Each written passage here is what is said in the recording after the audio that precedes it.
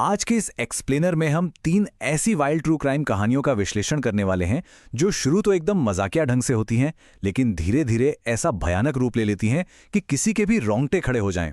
लालच और बेवकूफ़ी का ये सफ़र सच में दिमाग हिला देने वाला है। तो चलिए बिना किसी देरी के इस पागलपन भरे सफ़र को शुरू करते हैं। क्या नींबू का रस किसी इंसान को गायब कर सकता है? मतलब सुनने में ही ये किसी कार्टून नेटवर्क के शो जैसा लगता है ना? लेकिन 1995 में होने वाली एक बेहद अजीब और सच्ची घटना का आधार लिटरली यही सवाल था। चलिए सीधे चलते हैं 1995 में। तो कहानी शुरू होती है मैकार्थर और उसके दोस्त क्लिफ्टन से, जो पेशे से क्रिमिनल थे। इन दोनों को अचानक इनविजिबल इंक यानी अदृश्य स्याही का जबरदस्त चस्का लग गया। उन्हें कहीं से पता चला कि नींबू के रस से लिखे शब्द छुप जाते हैं। अब इनका जीनियस लॉजिक सुनिए। इन्होंने सोचा कि अगर नींबू का रस शब्दों को गायब कर सकता है तो क्या ये इंसान को गायब नहीं कर सकता? मैकार्थर ने अपने पूरे चेहरे पर नींबू का रस पोत लिया। जाहिर है आंखों में भयंकर जलन हुई। उसी जलन में उसने पोलराइड कैमरा से एक सेल्फी ली, पर कैमरा थोड़ा घूम गया और फोटो खाली आई। और इस खाली फोटो को देखकर दोनों खुश हो गए कि वाह, हम तो मिस्टर इंडिया बन गए। इसी हम तो अदृश्य हैं वाले भयंकर ओवर कॉन्फिडेंस में उन्होंने एक बैंक लूटने का फैसला किया। चेहरे पर नींबू का रस लगाया, बिना किसी मास्क के सीधे बैंक में घुसे और लूट लिया। हाथ क्या लगा? सिर्फ $5200। मतलब इतनी बेवकूफी के बाद भी रकम एकदम चिल्लर। लेकिन उनका कॉन्फिडेंस तो एकदम 7वें आसमान पर था। उन्हें लग रहा था कि उन्हें तो कोई देख ही नहीं सकता। इसी चक्कर में उन्होंने उसी दिन दहाड़े एक और बैंक को निशाना बनाया, वो भी बिना मास्क के। नतीजतन बैंक के कैमरों में उनके चेहरे बिल्कुल साफ साफ फुल एचडी में रिकॉर्ड हो गए। जब पुलिस इन क्रिस्टल क्लियर फुटेज को लेकर मैकार्थर के घर पहुंची तो उसका रिएक्शन सच में इतिहास के पन्नों में दर्ज होने लायक था। फुटेज देखकर वो पूरी तरह से शॉक में था और उसके मुंह से बस यही निकला, लेकिन मैंने तो जूस लगाया था। वो सच में मान बैठा था कि नींबू का रस उसका कोई सुपर पावर है। और ये डकैती इतनी ज्यादा हास्यास्पद थी कि साइकोलॉजी के प्रोफेसर्स तक का दिमाग हिल गया।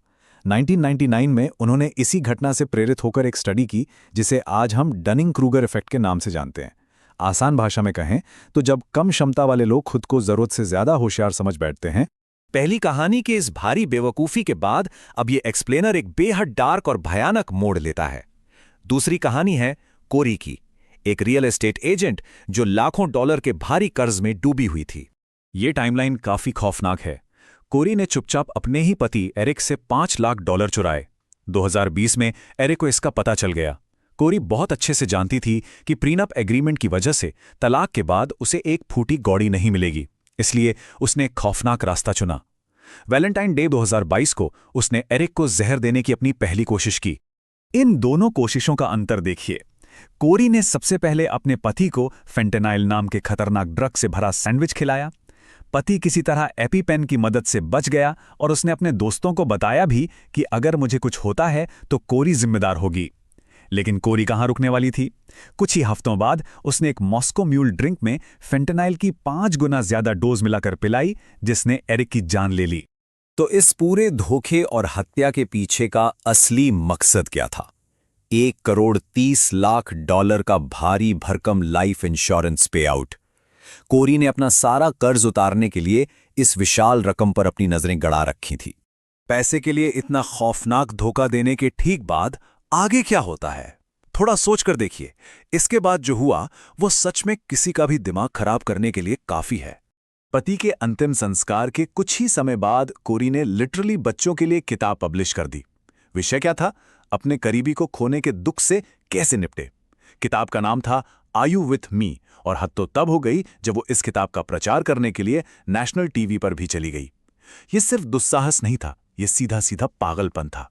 लेकिन ये झूठ ज्यादा दिन टिक नहीं पाया।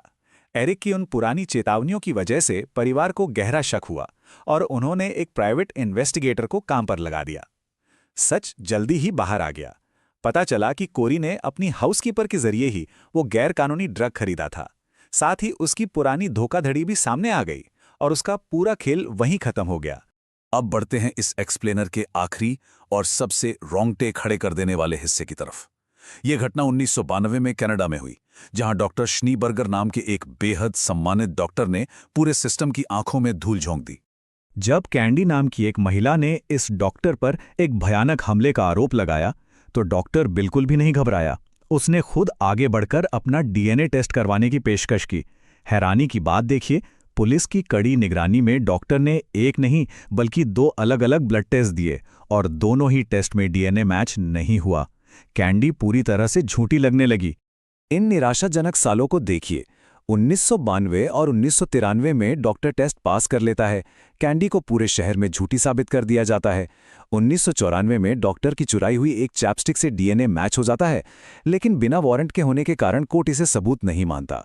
फिर 1997 में एक बहुत बड़ा मोड़ आता है, जब डॉक्टर की खुद की सौतेली बेटी सामने आकर उस पर एकदम वही भयानक आरोप लगाती है। इस बार पुलिस पूरी तरह से चौकन्नी थी। उन्हें गहरा शक हो गया था, इसलिए उन्होंने डॉक्टर को चकमा देने के लिए अपना तरीका ही बदल दिया। इस बार उन्होंने डॉक्टर की बाह से खून निकालने के बजाय उसकी उंगली पर सुई चुभाकर, यानी फिंगर प्रिक से खून मांगा। और बस यही एक छोटा सा बदलाव पुलिस का सबसे बड़ा हथियार बन गया। और नतीजा क्या रहा? बाह से निकाला गया खून किसी और ही इंसान का डीएनए दिखा रहा था, लेकिन उंगली से निकला खून परफेक्ट मैच था। ये एकदम वही डीएनए था जो कैंडी के मामले में भी मिला था। ये बात सचमुच खौफनाक थी कि एक ही इंसान के शरीर से 2 अलग-अलग लोगों के डीएनए आखिर कैसे मिल सकते हैं। अब यहां दिमाग घुमा देने वाला सवाल खड़ा होता है। आखिर एक डॉक्टर ने पुलिस की कड़ी निगरानी में होते हुए भी लगातार 2 ब्लड टेस्ट्स में फर्जी खून कैसे दे दिया, वो भी तब जब इंजेक्शन सीधे उसकी बाह में लग रहा था।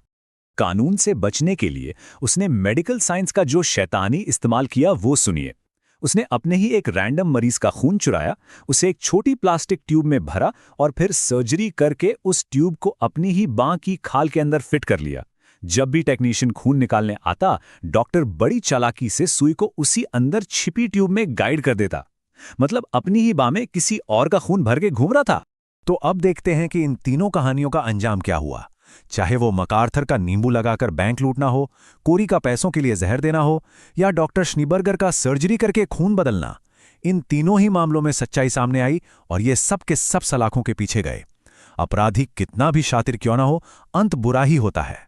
तो इन अजीबोगरीब और खौफनाक कहानियों को हम एक ऐसे सवाल के साथ खत्म करते हैं जो सच में सोचने पर मजबूर कर दे।